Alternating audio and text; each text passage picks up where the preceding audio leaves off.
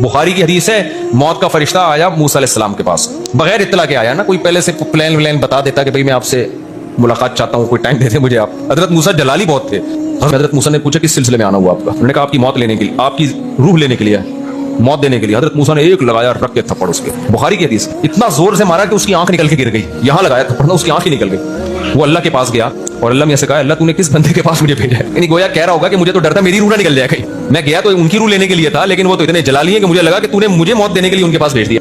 تو اللہ نے پھر موسیٰ علیہ السلام کے پر وحی کی اور موسیٰ سے کہا کہ اے موسیٰ, اگر آپ یہ چاہتے ہو آپ ایک بیل کے ہاتھ پشت پہ ہاتھ رکھو, جتنے بال آپ کے ہاتھ کے نیچے آئیں گے نا روئیں, اتنے سال آپ کی زندگی میں اضافہ کر دوں گا میں, اگر آپ کو ابھی موت نہیں چاہیے. تو موسیٰ نے پوچھا اے اللہ پھر کیا ہوگا؟ اللہ نے کہا اس کے بعد پھر موت ہے. حضرت موسیٰ نے کہا اللہ پھر ابھی ٹھیک ہے, جو مرنا ہی ہے بعد میں بھی کیا ہوگا وہی ہوگا جو اب ہو رہا ہے, تو پھر ابھی ٹھیک ہے. پھر موسیٰ علیہ السلام کی روح فرشتے نے قبض کی. پہلے اللہ میاں نے گارنٹی لی فرشتے سے کہ اب تھپڑا نہیں لے ورنہ فرشتہ نہیں آتا. کیا تم نے نہیں دیکھا کہ تمہارے پروردگار نے قوم عاد کے ساتھ کیا کیا, جو ارم کہلاتے تھے, دراز قد مانند ستونوں کے, کہ تمام ملک میں ایسے پیدا نہیں ہوئے تھے. اور سمود کے ساتھ کیا کیا, جو وادی قرا میں چٹانیں تراشتے تھے. اور فرعون کے ساتھ کیا کیا, جو خیمے اور میخیں رکھتا تھا.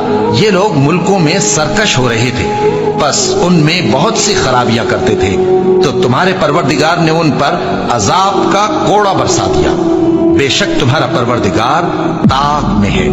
مگر انسان عجیب مخلوق ہے کہ جب اس کا پروردگار اس کو آزماتا ہے کہ اسے عزت دیتا اور نعمت بخشتا ہے تو کہتا ہے کہ میرے پروردگار نے مجھے عزت بخشی, اور جب دوسری طرح آزماتا ہے کہ اس پر روزی تنگ کر دیتا ہے تو کہتا ہے کہ میرے پروردگار نے مجھے ذلیل کیا. یوں نہیں, بلکہ تم لوگ یتیم کی خاطر نہیں کرتے اور نہ مسکین کو کھانا کھلانے کی ترغیب دیتے ہو, اور میراث کے مال کو سمیٹ کر کھا جاتے ہو, اور مال کو بہت ہی عزیز رکھتے ہو.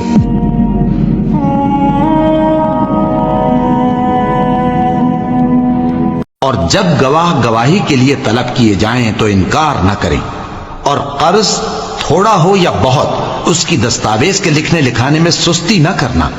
یہ بات اللہ کے نزدیک نہایت قرین انصاف ہے, اور شہادت کے لیے بھی یہ بہت درست طریقہ ہے. اس سے تم کو کسی طرح کا شک و شبہ بھی نہیں پڑے گا.